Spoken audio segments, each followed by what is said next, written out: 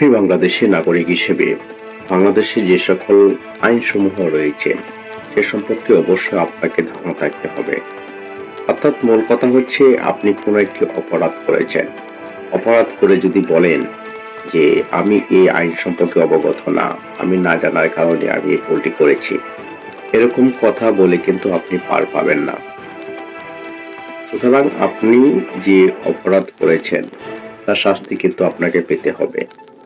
সুতরাং কথা হলো, যে কোনো কাজ করার পূর্বে আপনাকে ভেবে চিন্তে করতে হবে যে আপনি যে কাজটি করছেন বা করতে যাচ্ছেন সে সম্পর্কে বা সেটা কতটুকু বৈধ বা অবৈধ, সেটা অপরাধ হবে কিনা।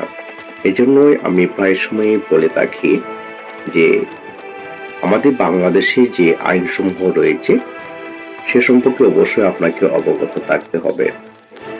আর এরকম আইন সম্পর্কে জানতে অবশ্যই আপনারা এই চ্যানেলটি সাবস্ক্রাইব করে পাশে থাকবেন।